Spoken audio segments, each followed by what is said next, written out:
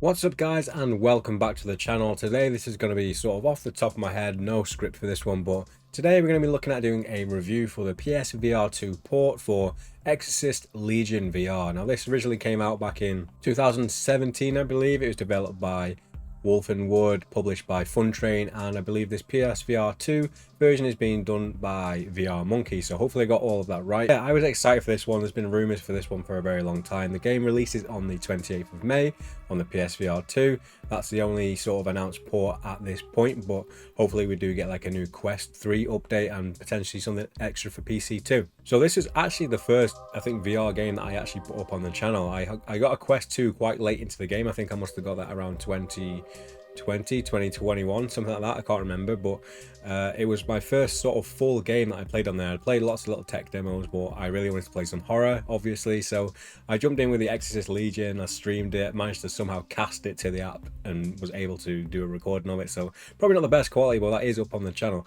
But I had a blast with the game. I thought this is what really sort of got me into VR and wanted to play more. It was my first experience with a horror game in VR, and yeah, it had a great atmosphere to it, and honestly it held up pretty well on the Quest 2. I recently just jumped back into it, so you might see a few comparison shots throughout this video. I'm not sure if it's going to be there because that might be some extra editing getting it off the Quest. Playing this on the PSVR 2 had some expectations of what it was going to be like, so when I first booted in I wasn't entirely sure what was new. I know there's new lighting, some new animations and new character models and stuff like that, and at first glance I wasn't too sure. I mean, the hand textures look great, they look nice and crisp, and yeah, there's definitely the blacks from the OLED panels of the PSVR 2, but I wasn't too sure what was the extent of the overhaul until I went back and played the Quest 2 version. You can see that there's a lot been done with the lighting here to make it more atmospheric, and the texture work has obviously been changed quite a lot as well. So you'll see things like windows and doors and walls, and just the environments have a lot more detail packed into them, whereas when you play the Quest version,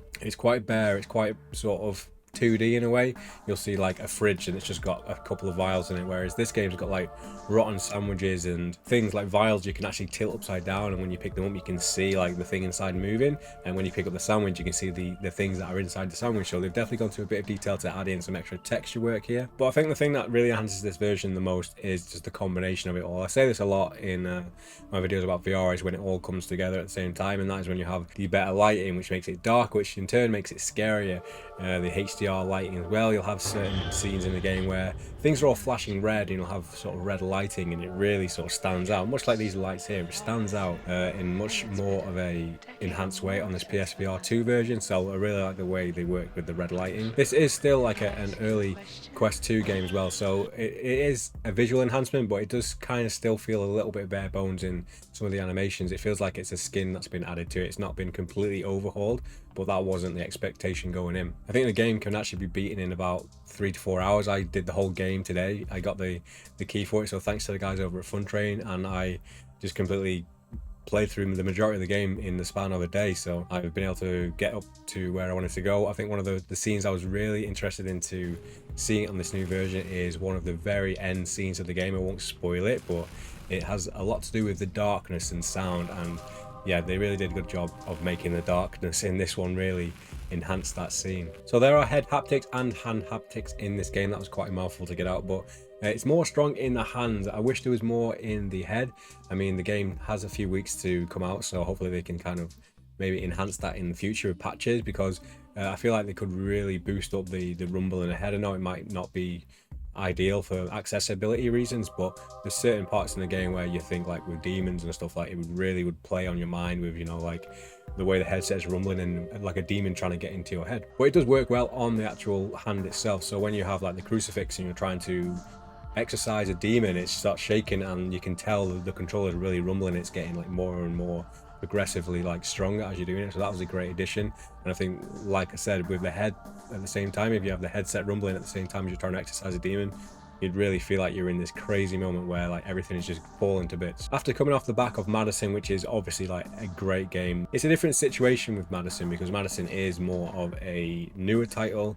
It was a flat game that was moved to VR, so is a lot different from this. This is sort of a Quest 2 game, PSVR 1 game, so there's a lot of things that from that tech that's holding it back, but I've got to praise them for the interactivity in this game. It's not really to do with the PSVR 2 version, but there's so many things you can pick up in this game and just throw around and just mess around with, which is what you want to do in these type of games. Madison was lacking that slightly, but with this one, if you see something, there's a good chance you can pick it up and have a look at it as well. The textures are sharp when you're reading documents.